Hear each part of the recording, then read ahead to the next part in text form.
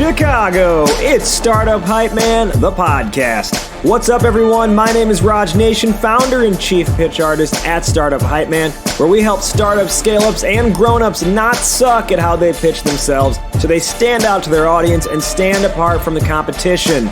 This podcast is all about bringing you the hearts, the minds, and the stories of leaders in the startup ecosystem, talking through the strategies they have deployed in order to build and grow their companies. And it's officially season 17 of the show, and all season long we've got a special treat for you, bringing you guests exclusively from the Startup Hypeman client portfolio, giving you a piece of their journey.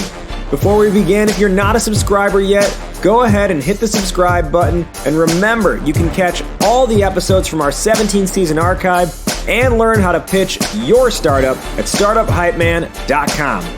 All right, get your popcorn ready and get hyped because it's go time.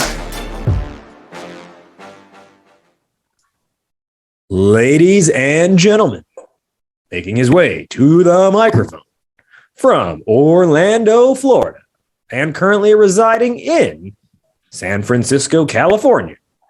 He is the COO of New Age Meats. Please welcome Derin Alemli. Thank you, Raj. Thank you. Haven't been introduced like that since my highly mediocre high school wrestling career. So that was great. Well, now you've got something new for not only boardroom meetings, but how about this? When you go through like the In-N-Out drive-through, you can just play that when you pull up. How does that sound? I love it. It'll be like, I get that, but I asked for your order, not your name.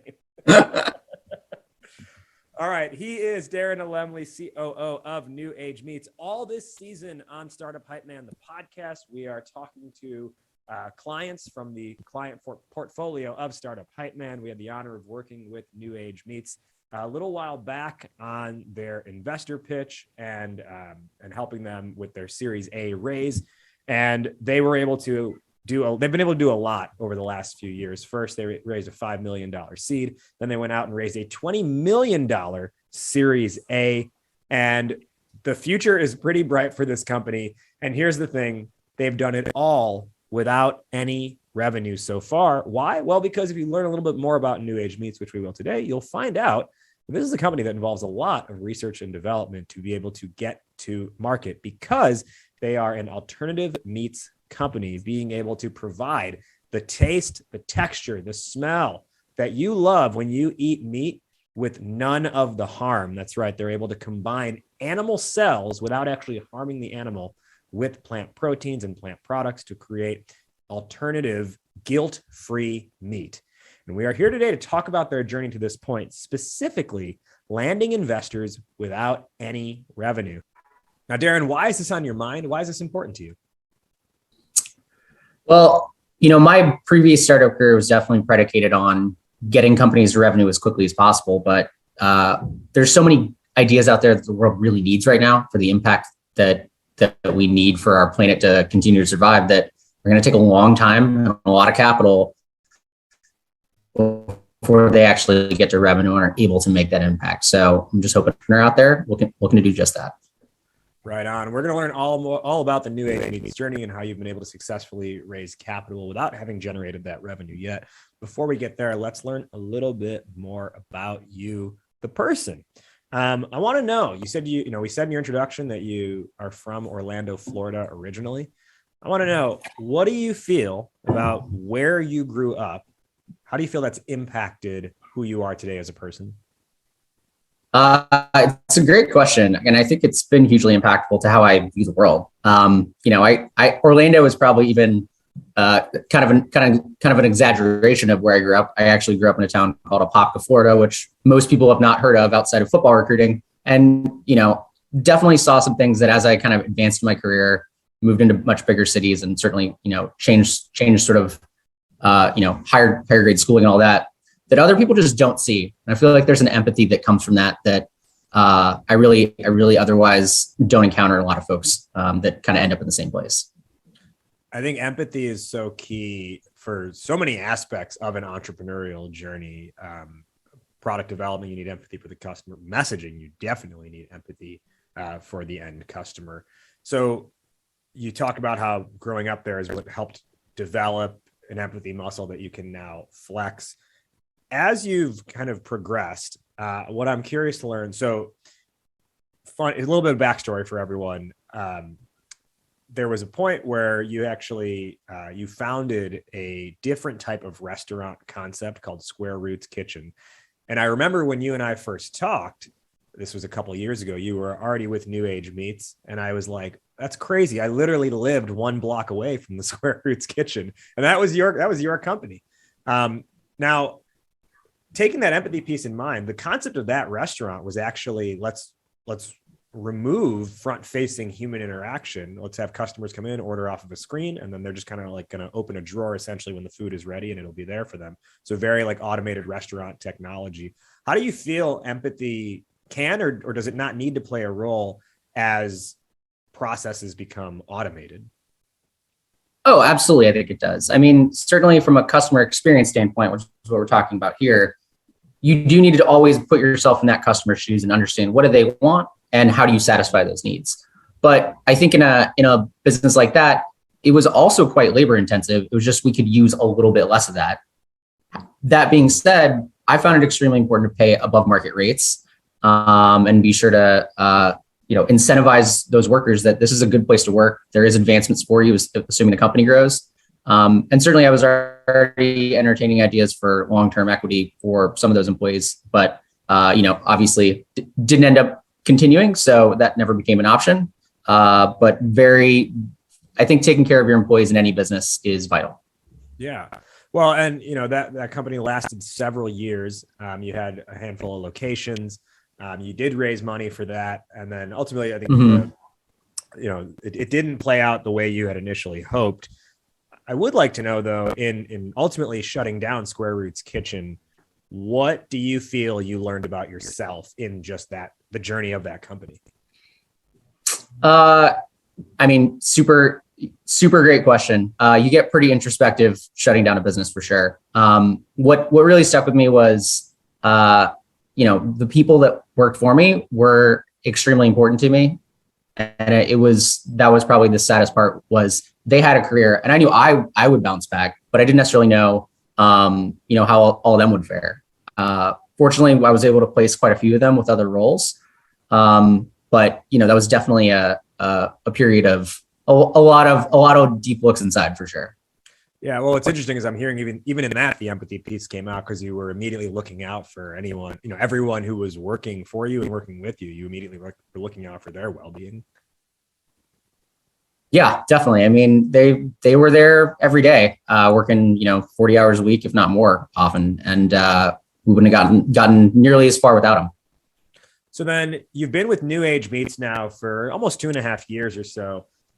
How did this opportunity come about? The founder, Brian, has been running, he started the company. How did you know him and what was that conversation like to join the company? Yeah, closing SRK, Square Roots Kitchen, I really knew that I saw that end consumer demand for alternative proteins every single day. It was a new person coming in and asking us, what are we serving in that variety? Can I substitute out some meat? So with that knowledge of the restaurant universe and supply chains and how to get products into that market, I was extremely desirous to join a company in that space. Obviously at the time, even, that was the end of 2019, there were already established players in Impossible and Beyond and others. And I sort of knew my place in the ecosystem is being an early business hire and, wasn't really interested in starting from scratch at that point. So I did a pretty large survey of the industry and talked to a lot of companies. But what really actually sold me was the founder. Brian Spears founded the company in 2018. And what really appealed to me with him is that he had a great vision. He could see where it was going. But on top of that, he was an engineer and not a scientist. So when I talked about the things that we need to execute on to get us to those next stages of investment and then eventually to market and then eventually making that giant impact that we're trying to make, he got it from day one and still, obviously still does. And I do think there's some challenges with some of the other companies that you do need to find that way to really make product and make it at scale. And that's a hard thing to do for a lot of people.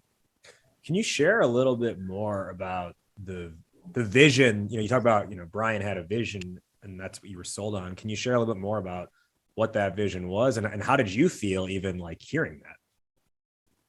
I mean, he's an inspiring guy. There's no way around it. Was definitely feeling energized and still am really. I think the thing that appeals to me most about that vision then, and certainly it's evolved quite a bit, is just, understanding the diversity of things you can do if you get the science right. It's not just about one product or one animal type or anything like that. If you do it right over time, you can really alter the way the food landscape is consumed and really make a huge dent on some of our problems of resource allocation and climate change. And that's what really appealed to me. Right. So let's kind of unpack this a little bit more as we get into the featured topic for this conversation, which is being able to raise money and land investors when you don't yet have revenue. Generally speaking, so you take that, what you just said there, and you apply it to New Age Meats' capital raise journey. Again, first raising about 5 million in a seed round and then another 20 million in a Series A round. One of the things whenever we work with startups on their fundraising pitch at Startup Hypeman is we talk about the importance of vision, particularly with investors. I want to know from your perspective, how much do you see vision playing a role when talking with investors, particularly when you balance out the idea of big picture vision versus the granular details of the product? Venture capitalists, they are concerned about the short term, but they're also generally very long-term investors. So you definitely have to sell that long-term vision about how are we going to be the next, whatever number billion, $10 billion company. And you need to be talking that really from day one, but it gets more crystallized as you move forward. As you evolve your pitch from here's an idea and I need some money to just get this slightly off the ground to the next stage to, here's our entire plan and all the things we're going to do, that vision will alter as well. And you need to keep kind of honing in as you get more focused through your life cycle. So that said, if we break this conversation down by investing rounds, and let's start with the seed round, mm-hmm. Is it wise then for a founder let me frame that a different way. Does a founder need to know what their vision is, or is it more important that they can explain what the product is and be able to say, and there is a bigger picture vision that we're working on? And so we're talking about really seed stage at this point, right? Yeah. Yeah. Okay. Just want to clarify there. I mean, you need both, but it's obviously these things evolve, right? So, whether you're making electric cars or cultivated meat, you have to sort of have all that market analysis of here's the things we can make. Here's what that market looks like. Here's what those consumers look like. That's an addressable market. We can get X% of it and really kind of be selling those business ideas. But what you're looking for really at seed is a quality proof of concept to show we can do this to some degree, but I don't have everything figured out. That's why the seed stage capital is here. I think in all this though, each round investors are looking for a de-risking, and that's what we're trying to sell to them. We know what we're doing. We have all this today. Here's what we can do in the future, and here's our plan to get there. And say that kind of whole story with confidence as you grow. And that actually creates two follow-up questions for on my end. The first one is you mentioned the idea of de-risking the investment there, which I think it's probably like the number one thing, right? You have to be able to position this in a way that says everything as an investor, everything you do is risky. This is in the bottom 5 of risky things you could do, or the top 5 of least risky things you could do. So when you're just at that essentially idea, you definitely don't have revenue yet. Maybe there's some kind of traction, but it's not revenue. What does it take to sell the idea and kind of be like, promise me this is going to work? Yeah, I mean, you have to show your capabilities as best you can. So that's saying things like, here's our amazing team that we've assembled, and they're all on board for these particular roles. Maybe you don't have that team in place, but what you can say is we have these people targeted and we know we're going to have to hire CXO, whatever that role is. So, as much as you can really show the plan and in that phase, really make it seem like all we have to do is add your check and we're done here. That's the way you sell the de-risking part. All you need to do is add your check and we're done here. Okay. So then I think that's probably going to answer this next question, but I want to hear your specific take on it, which is how important is conveying, and it's a little bit of a repeat of what I've asked before, but I just want to continue to harp on this and hear your perspective. Conveying market opportunity and the landscape that's out there and balancing that against here's how the product works from step A to step Z. It varies by stage, certainly. But the more you can show, let's say seed stage for now. Okay, got it. Yeah. So you're probably going to be able to show one product, and it's, that's your proof of concept at that stage. And ideally that's going to be a product that'll speak to, audiences and show a scalability. So, I think in our world, for instance, like we thought, and Brian thought, and I wholeheartedly agree, that going with a broad distribution animal is a better way to approach the market in a pork than something that's extremely niche, like, specialty animal or a fish that's, very expensive or something like that.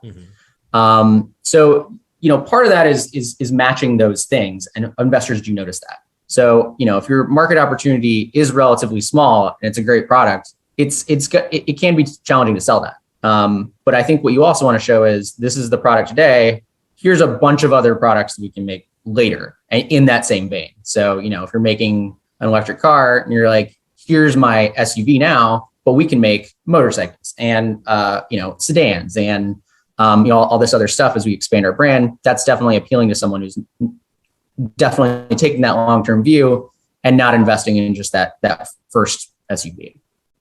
So then specifically in your case, in the seed round with New Age Meats, at that point, the proof of concept product was alternative pork based product, right? Like a pork sausage. Are you saying then, or just to confirm, you're saying that even though the base product was pork, alternative pork, you're still positioning New Age Meats as a alternative or sustainable meat company as opposed to a alternative or sustainable pork company? Yeah. Yeah. I mean, our entire mantra is we make meat without slaughter. How you get there, I think as technologies change, we want to make the best products at the best prices that scale. So, right now we have a certain focus, but that's always open to evolution if we can find better technology. So that's really important. I want everyone listening to maybe even like rewind and listen to that part back, because if you are raising your first round of capital, I think it's what we're hearing here is that it's important to be able to position yourself as bigger than just the go-to-market product that you're creating. Because I think you'll agree, Brian, excuse me. You'll agree, Derin. Sorry. I got my founders confused. I think you'll agree, Derin, that what they're buying into is your vision. They're not buying into your MVP. They're buying into the way you say you're going to be changing the world, right? Yeah, exactly. And I think the other side of that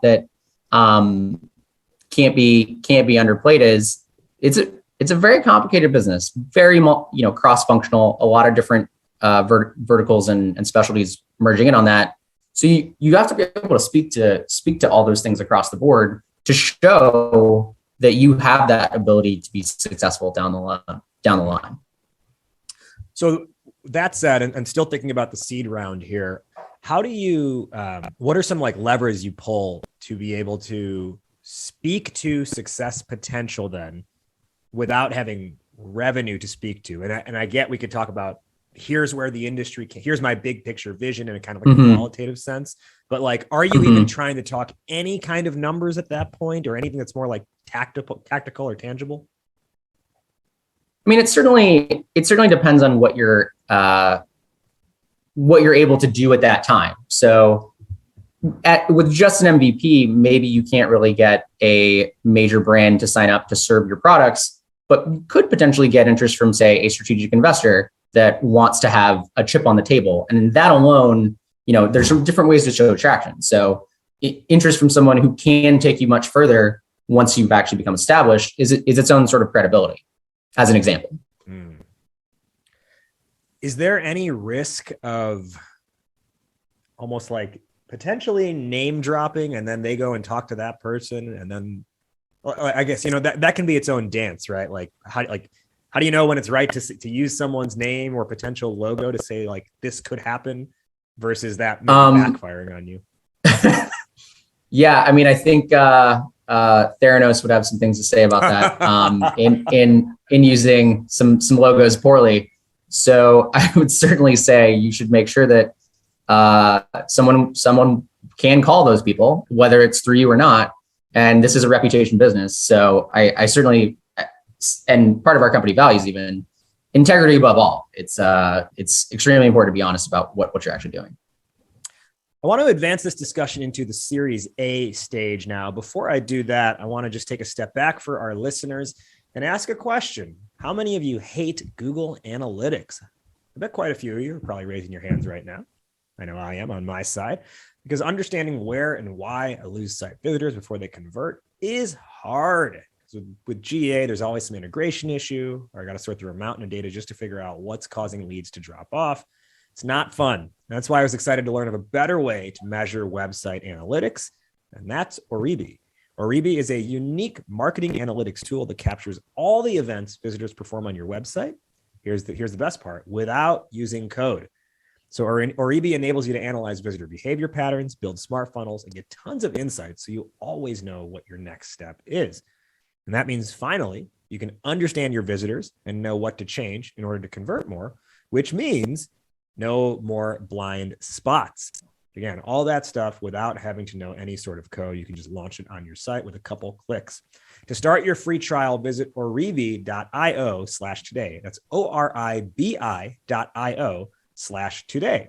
We've got them linked in the show notes as well. And use the coupon code Hypeman for 20% off any plan. That's all one word, Hypeman. Use that code for 20% off any plan and get your free trial going at oribi.io/today. And today on Startup Hypeman, the podcast, we are with Derin Alemli, the COO of New Age Meats, talking about their journey of landing investors and raising capital without having any revenue. And to date, they've raised $25 million in total across 2 separate rounds.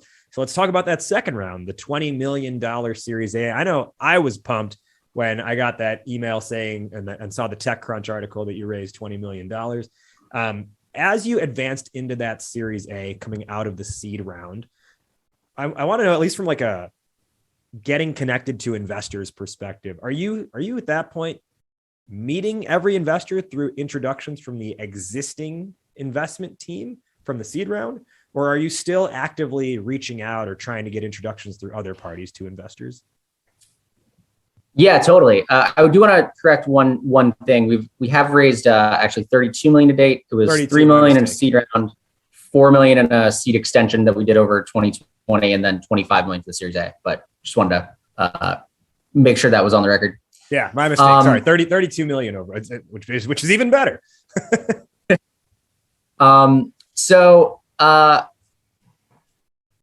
Look, you're meeting investors every way you can. I think there's certainly the evolution of investors is also something that I think is really important as you move through these stages. At this, talking to smaller venture capitals, angel investors, there's a lot of sort of mission capital out there for these types of things. And those are great signals. But as you move to bigger and bigger check sizes, the swimming pool can write those checks changes basically each round. So you can leverage your seed, whatever you can do to get those intros of what you see as target companies is important. And the other thing is that VCs have very different criteria for what they look for in investments. When we were talking to investors there, we qualified pretty instantly. Do you invest in pre-revenue companies? And a lot of them just say no. And some of that shifting certainly, but that's something that you can definitely be efficient on in your time. to just be out there and get introduced to as many investors as possible. Because that's really what it is. It's an odds game. You're going to talk to hundreds of investors and get, 10 yeses, if not, several hundred investors to get that same 10. So it's really about pounding pavement, using as much pounding digital payment, at least using as much of your network as you can to get those introductions to start having the conversations that eventually lead to investment. So in this round and the Series A, what are one or two specific ways the pitch evolves at this point, as opposed to how you would pitch it at the seed round? I think it's that clarity of the vision is getting a lot more focused, and you're going to have to be a lot more specific about your plans.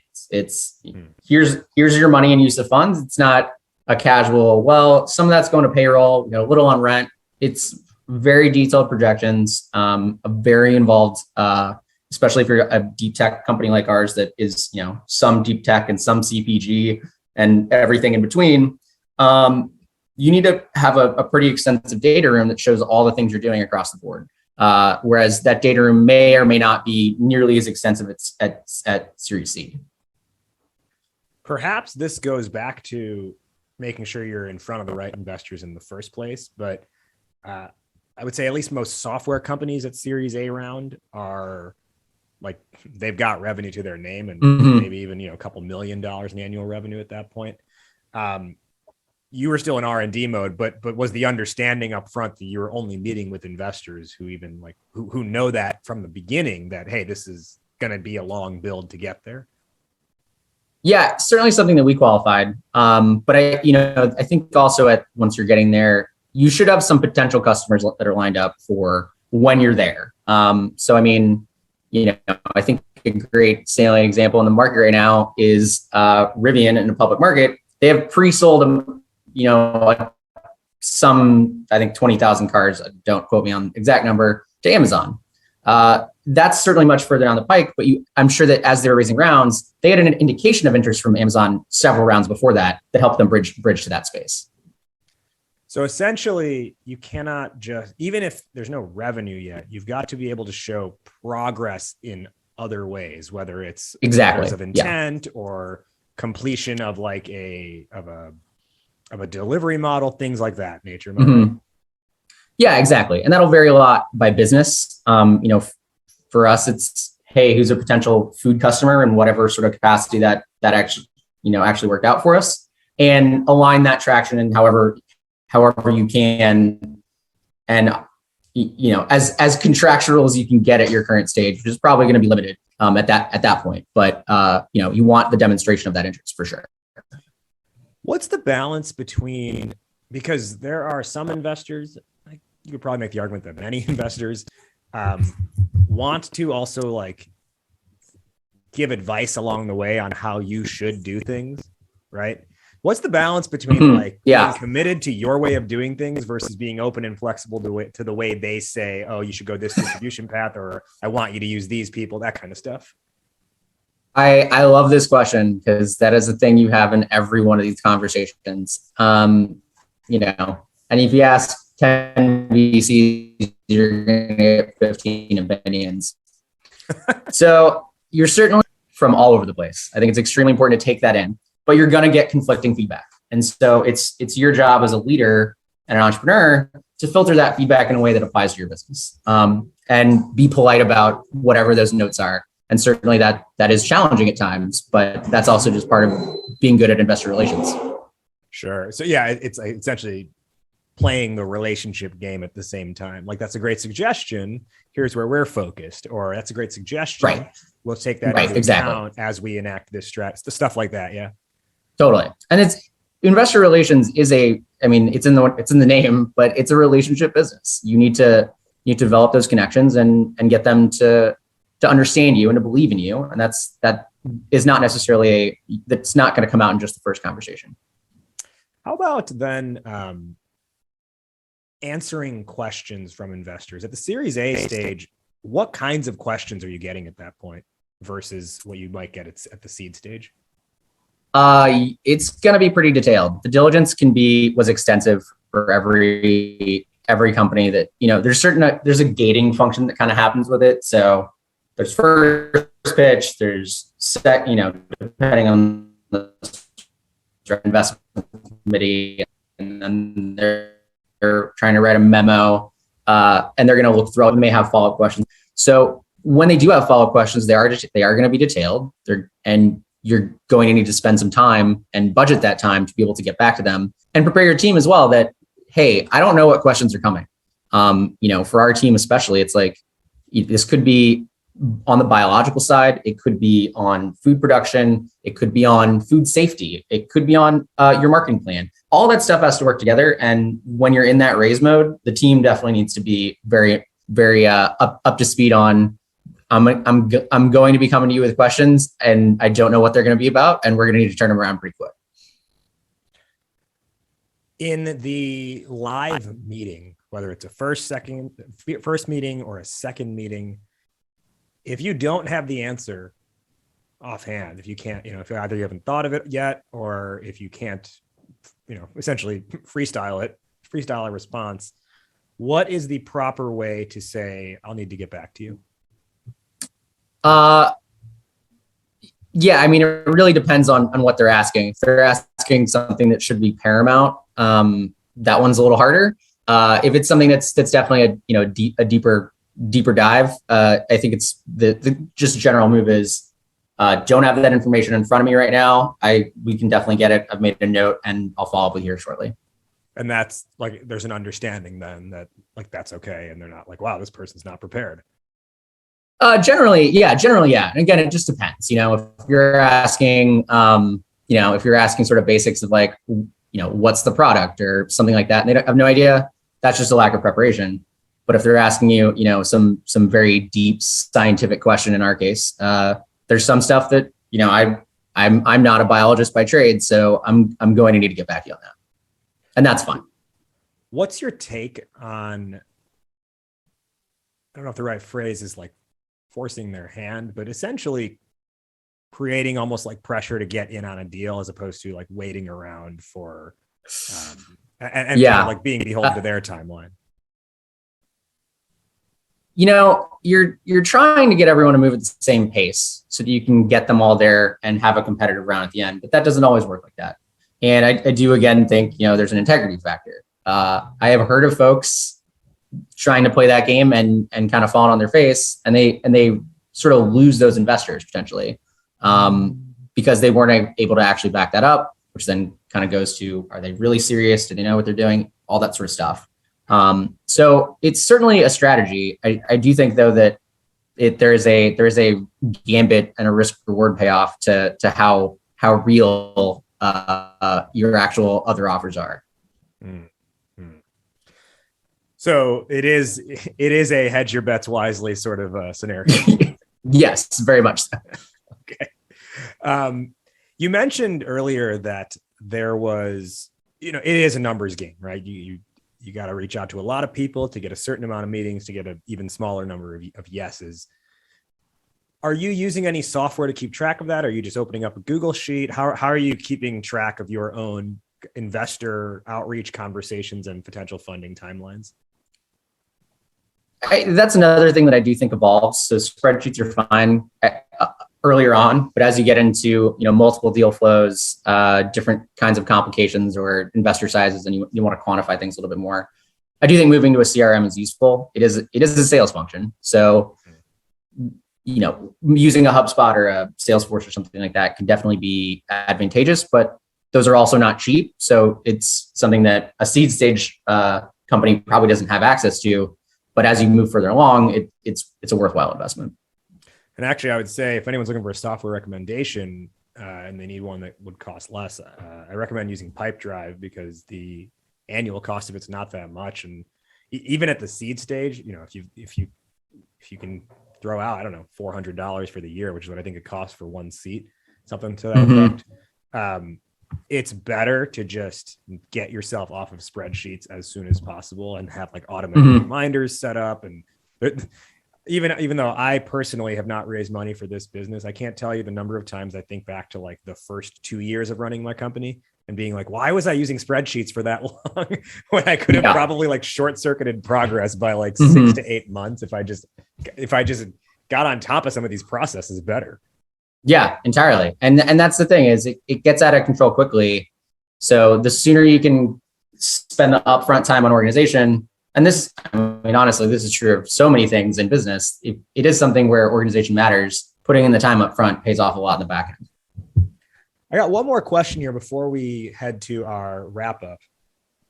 One of the questions I frequently get is how much, a founder will say, how much money should I ask for?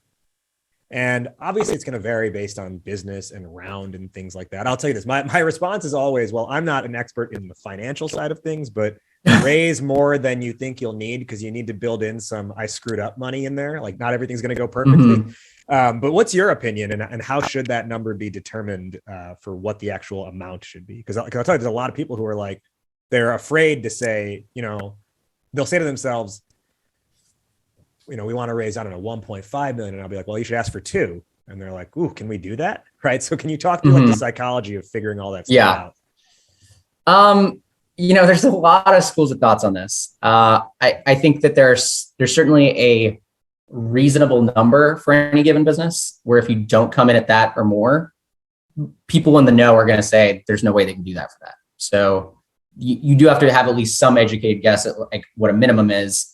And certainly some businesses are better off not trying to raise larger rounds. I don't think I'm certainly not one of those. And I think if you're listening to this thinking you want to make one of these big capital intensive companies, you're probably going to need a lot more money than you think. But I think the school of thought is essentially there's 2 ways to go about it. It's go for a lower number and hope to get higher with some sort of competition, or go for some higher number and just see how much you can get. I would say I think the former tends to have, if you think of like the optionality around it tends to have some more upside with less downside risk. But I've heard of companies kind of succeeding at both. Okay. Now, as you mentioned, in your case, we're going to go for a lot of money, but also I think you have a capital intensive business model that takes a lot of money to like just do some of these core functions to get the product to market. So and I think we always presented it as like we'd like a certain amount, but more always gets you more. So more money just helps us to move faster and more efficiently and add the breadth that we need in such a complicated cross-functional business. And actually, so let me ask one more question before we hit our wrap up. Have you ever been in a situation where the money that an investment group says they'll give is contingent on something like, yes, we'll fund this, but you need to hire this specific person who we know and trust, things like that? I haven't personally, but I have heard of some other friends who have. I mean, as with anything, if there's strings attached, you just got to understand what's it attached to. So are you getting in bed with someone that you think can be, accretive to what your overall business is looking like? Or is it something where, they have a lot going on that maybe you don't want to get committed to them? And that's just a case by case basis, depending on what's on the table. Let's begin our wrap up. First off, Derin, where can our listeners find you and where can they learn more about New Age Meets? So certainly you can, my main channel is LinkedIn. So LinkedIn /D Alemli is where you can find me. New Age Meets is on multiple handles. So I believe we are on New Age Meets Co. on Instagram, and then New Age Meets on Twitter and Facebook as well. Who is one person who you want to shout out? I mean, I gotta say, big shout out to our newest VP of marketing, who started last year, Kati Karaki. She's doing a bang up job and helping me be better at telling our story as well. Great. And I apologize. That is New Age Meets Co. on Facebook. New Age Meets Co.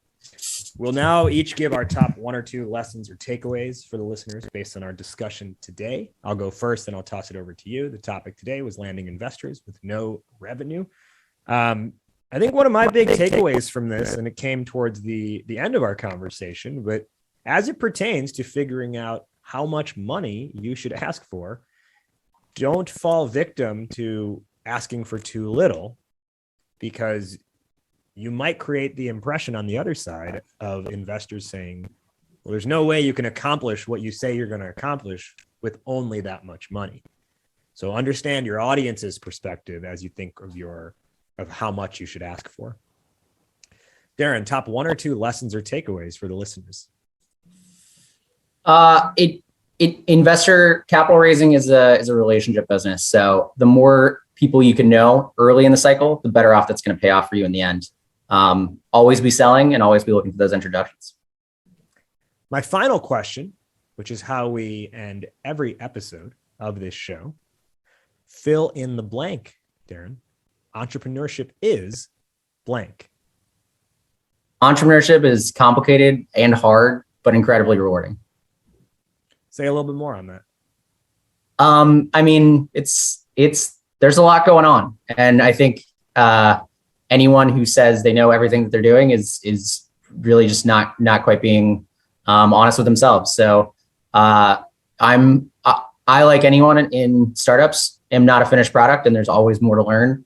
And you just have to keep your mind open and understand that there is more that you can do. You're going to need other people involved, especially as you scale. But the reward is, you can really change people's lives, whether you are in a mission-driven startup like this, or you're really just building a team and paying a lot more people than you ever thought you would, and supporting their lives, which is rewarding into itself.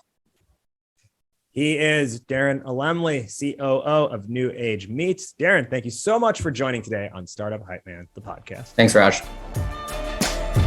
That does it for this week's episode. Thank you so much for listening. If you liked what you heard, go ahead and leave a rating and review in your podcast app, or do us one better. Hit the share button. Send this episode to one friend who you think needs to hear it. While you're on your way out, don't forget to follow Startup Hypeman on Instagram and LinkedIn at Startup Hypeman. And remember, you can also connect with today's guest as well. They left their contact info. They love hearing if what they shared helped you in any way. StartupHypeman.com is the place to catch the full 17-season archive and learn all about how to pitch your startup. We'll see you next week, but until then, stay hyped. Raj Nation out.